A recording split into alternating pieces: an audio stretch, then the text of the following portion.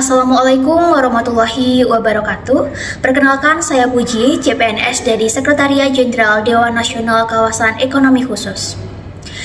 Manajemen konflik adalah proses mengidentifikasi, memahami, serta mengelola perbedaan agar tidak menimbulkan perpecahan, melainkan menghasilkan solusi yang konstruktif. Dalam konteks pekerjaan saya sebagai seorang analis APBN, kemampuan manajemen konflik sangat penting, terutama ketika menghadapi perbedaan pandangan antara pemangku kepentingan mengenai alokasi anggaran, kebijakan fiskal, maupun prioritas pembangunan. Isu kontemporer adalah permasalahan yang sedang terjadi, relevan, dan memiliki dampak signifikan bagi masyarakat maupun negara. Untuk menganalisis isu tersebut, diperlukan pendekatan sistematis agar dapat menghasilkan rekomendasi yang objektif dan juga solutif.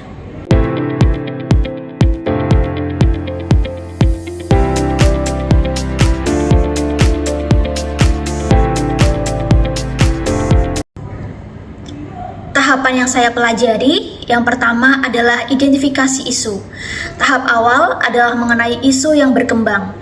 Isu kontemporer biasanya muncul dari fenomena sosial, ekonomi, politik, atau lingkungan yang sedang ramai dibicarakan. Yang kedua adalah pengumpulan data dan informasi, menghimpun fakta, data statistik, regulasi, serta pendapat para ahli. Yang ketiga adalah analisis akar permasalahan, mengurai isu hingga ke akar masalah, apakah isu muncul karena faktor kebijakan, kelemahan implementasi, atau tekanan eksternal. Yang keempat, identifikasi aktor dan kepentingan. Setiap isu melibatkan aktor-aktor dengan kepentingan yang berbeda, misalnya pemerintah, swasta, masyarakat, bahkan komunitas internasional. Dan yang kelima adalah formulasi alternatif solusi.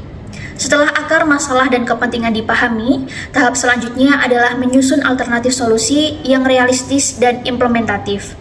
Solusi harus mempertimbangkan aspek keadilan, keberlanjutan, dan kepentingan nasional. Tahapan yang keenam adalah evaluasi dampak dan resiko. Menganalisis pro kontra dari setiap alternatif solusi termasuk potensi resiko jangka pendek maupun jangka panjang. Yang ketujuh adalah rekomendasi kebijakan dan implementasi, yaitu menyampaikan pilihan terbaik kepada pengambil keputusan dilengkapi argumen berbasis data. Dari pembelajaran ini, saya menyadari bahwa manajemen konflik dan analisis isu kontemporer saling berkaitan. Konflik seringkali muncul karena adanya isu yang sensitif dan berdampak luas. Dengan melakukan analisis yang komprehensif, konflik dapat dikelola bukan sebagai ancaman, tetapi sebagai peluang untuk menemukan solusi yang lebih adil dan efektif.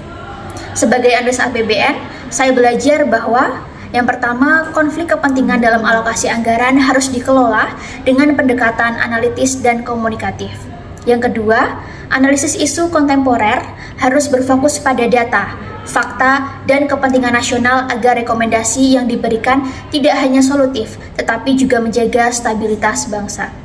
Yang ketiga, peran saya bukan hanya sebagai seorang teknokraf yang menghitung angka, tetapi juga sebagai mediator. Mediator ini berfungsi untuk menjembatani antara intelektual dengan kepentingan berbagai pihak. Sebagai kesimpulan, manajemen konflik mengajarkan pentingnya mengelola perbedaan dengan cara yang konstruktif, sedangkan analisis isu kontemporer memberikan kerangka kerja untuk memahami permasalahan yang kompleks secara sistematis. Kedua hal ini sangat relevan dengan tugas saya sebagai seorang analis APBN, karena pengelolaan anggaran negara seringkali bersinggungan dengan kepentingan politik, ekonomi, sosial, dan yang beragam. Wassalamualaikum warahmatullahi wabarakatuh.